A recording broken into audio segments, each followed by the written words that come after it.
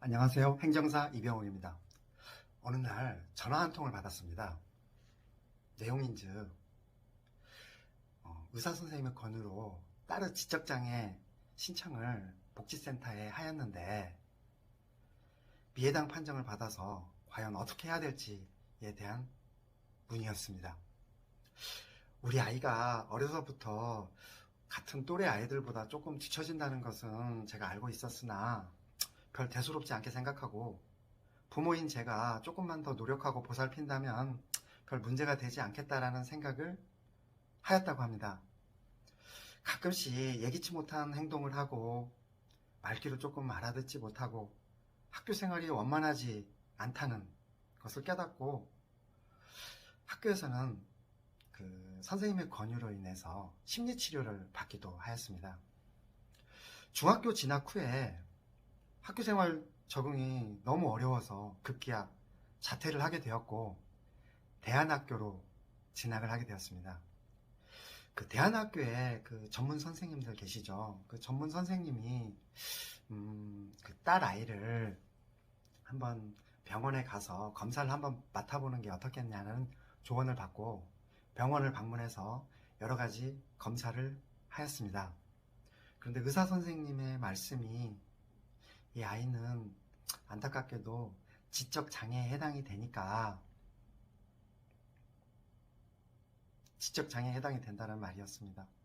이 말을 들은 순간 저는 청천벽력의 그 이야기를 듣고 참 망연자실을 하게 되었습니다. 몇 날 며칠 뜬 눈으로 밤을 새우면서 얼마나 울었는지 모릅니다. 우리 아이가 지적 장애라니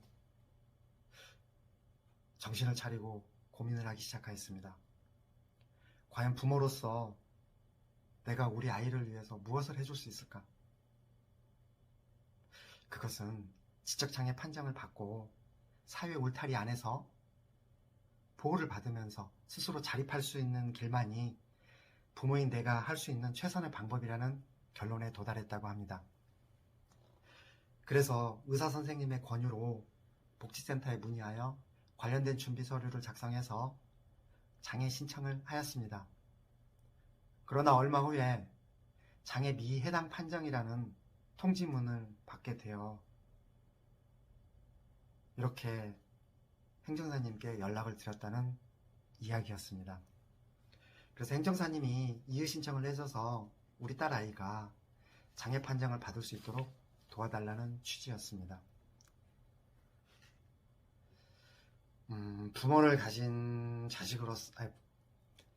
자식을 가진 부모로서 저는 냉정을 찾고 알았다고 하면서 다음날 통화를 하기로 약속을 하였습니다.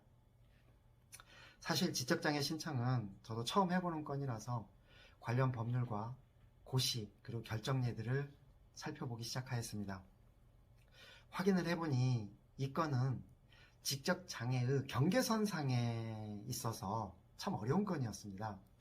그리고 이러한 사례에 있어가지고 결정례도 기각된 사례가 대다수였습니다. 이 사건을 맡아야 되나 좀 고민이 들기 시작했습니다. 그래서 다음날 다시 연락을 취해서 신청했던 서류 그리고 미해당 판정 통지문 등을 보내달라고 요청을 하였습니다. 꼼꼼히 자료를 정독을 하고 인용의 실마리가 보이는지 보고 또 보았습니다. 문득 미해당 판정의 사유만 내가 반박을 할 수 있다면 조금 승산이 있지 않을까라는 생각이 제 뇌리를 스쳤습니다. 과연 내가 제대로 반박을 할 수 있을까?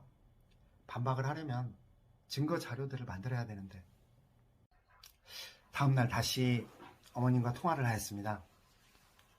어렸을 때부터 지금까지 그 딸 아이의 생활상을 자세하게 조금 설명을 해달라고 그 설명을 듣는 과정에서 조금씩 퍼즐이 맞춰지기 시작했습니다. 그리고 내가 이 건을 맡아보겠다고 수임을 하였습니다.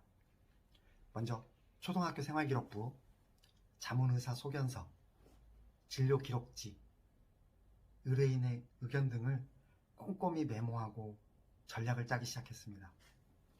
그리고 직접 아이를 보기 위해서 지방으로 날아가서 아이와 이야기도 해보고 대안학교 선생님, 교장 선생님과의 면담이 이루어졌습니다. 중학교 담임선생님의 의견서와 대안학교 선생님의 의견서를 받기로 하고 요청을 드리고 자료를 받았습니다. 추가적으로 집 근처에 있는 가게 사장님과 초등학교 친구들의 진술서 등을 받고 싶었으나 이사를 가고 또 연락이 되질 않아서 어쩔 수 없이 포기를 할 수밖에 없었습니다. 내 자식의 일처럼 매달리고 또 매달렸습니다. 그리고 이의신청서를 작성하여 제출하였습니다. 그러나 이게 무슨 날벼락입니까? 아니 심사 결정이 무슨 있다고야. 화가 치밀어 올랐습니다. 치료 경과, 생활기록부, 전반적인 발달 경과 등을 종합하여 볼 때 아니 무슨 종합적으로 고려를 해. 사실 제가 이의신청서를 작성할 때 장애 사유 5가지를 조목조목 논거를 제시하며 주장을 하였는데 단 한 가지 종합적으로 고려할 때 장애 미해당에 해당된다 라는 기각결정을 받고 참 어이가 없었습니다. 그러나 어쩌겠습니까? 받아들이고 행정심판으로 진검승부를 하는 수밖에 없었습니다. 일단 정보 공개 청구를 하여 이의신청에서 심사를 했던 자문의사 소견서 등을 먼저 확보를 하고 초등학교 때에 있었던 땡땡 확인서를 정보 공개 청구를 하여 받았습니다. 그리고 기존에 상담센터에서 받은 상담 확인서를 확인하여 동원할 수 있는 모든 자료를 확보하였습니다. 이제 진검승부다. 행정심판에서 치면 이제 영원히 이 아이는 구제받지 못한 채 평생을 보내야 한다. 물론 소송이라는 최후수단이 있지만 이는 논외로 하겠습니다. 이제 이 모든 것이 나의 손에 달려있다. 하루하루 24시간 긴장의 시간이었습니다.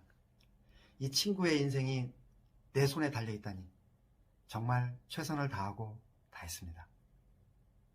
드디어 행정심판위원회의 심리 일정이 잡혔습니다. 그리고 심리가 이루어졌습니다. 일주일 후 떨리는 마음으로 심판위원회에 전화를 드렸더니 담당자분께서 당사자가 아니면 본인이 아니면 가르쳐주지 않는다 하여 전화를 끊고 의뢰인분께 연락을 드렸습니다. 전화를 드려보라고요. 30분 후에 의뢰인분이 저에게 전화가 왔습니다.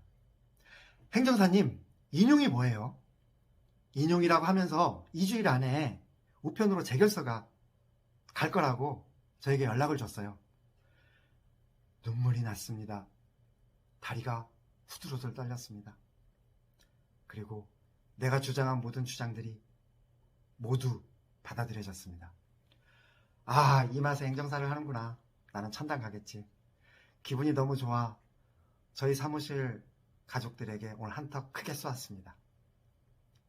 그리고 몇 달 후에 의뢰인분이 저에게 연락이 왔습니다. 행정사님, 감사합니다.